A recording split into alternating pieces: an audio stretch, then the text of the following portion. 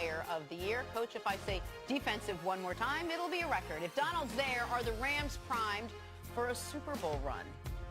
Well, look at Did we get a little ahead of ourselves? Well, you might be. Okay.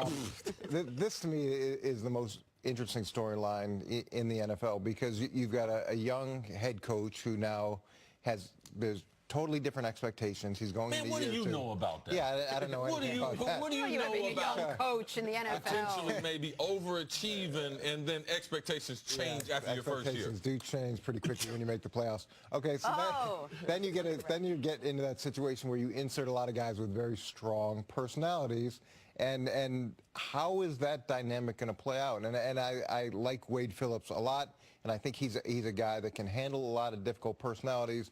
But it's going to be really important for them to get off on a fast start because when things are bad and you've got challenging personalities, it can go really bad quickly. When things are good, it can go really, really good, and you get a little bit of lead time. But it changes that dramatically with the more success. One thing that Coach is a point that I would try to emphasize even more that Coach is saying.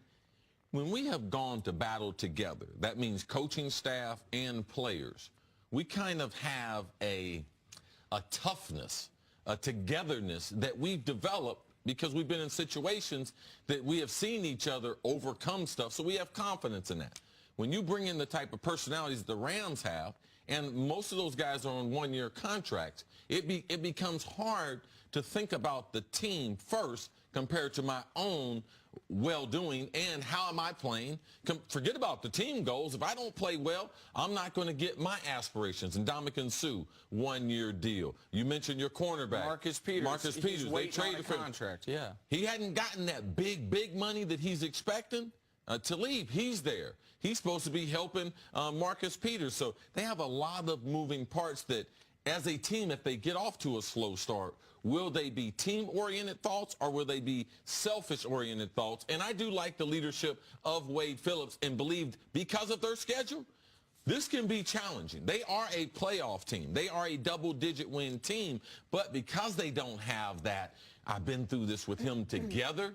I just don't know when they hit those tough roads, how does this team, where do they go? All right, Coach, I mean, you alluded to it. I said, Jen and I were talking this morning, and I'm glad you mentioned it, that there are some similarities between your story with the Jets and McVay. Now, I understand, like, you were the youngest coach in the league when you were hired. It was year 2 for you guys, but you guys I think, exceeded expectations. That was year 1. Oh, okay, my apologies, year 1.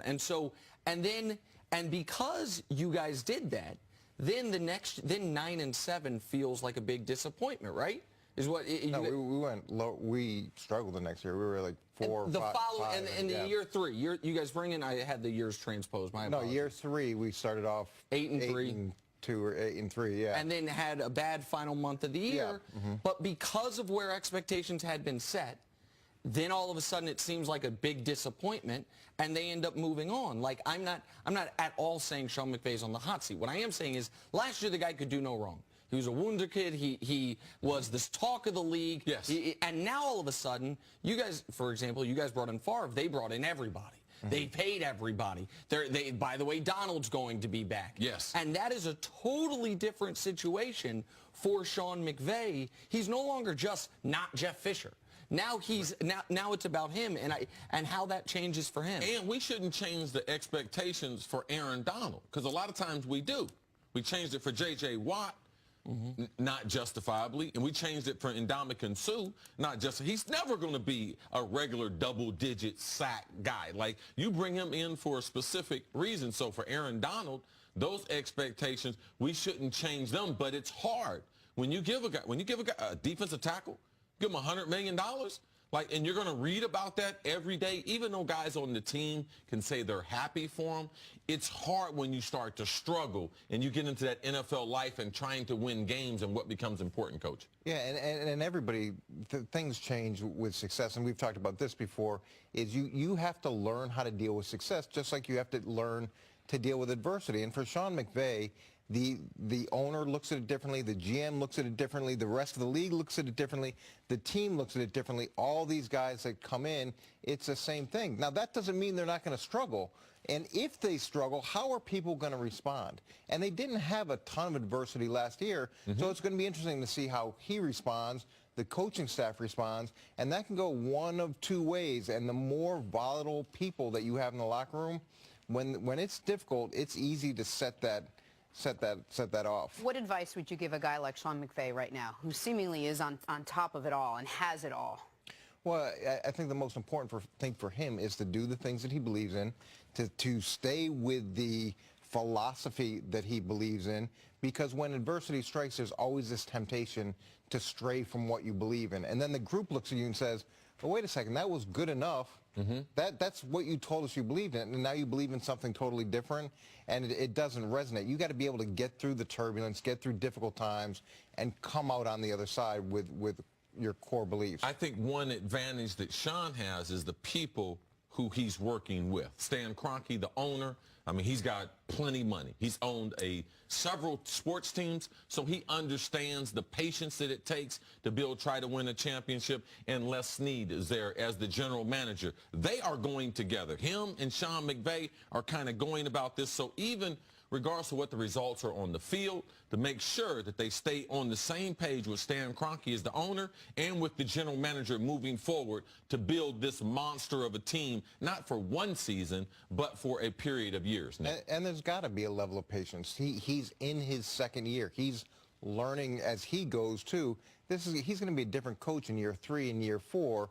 But this is something that he's got to experience as well. I want to go back to Aaron Donald real quick before we move on, because I think everyone at the table agrees he's either the best defensive player in football or on the very short list. I also know that from talking football with you, that you look at things, cap considerations involved. We've talked about trades you made and saving the team. This, like, in a hard cap league, this matters.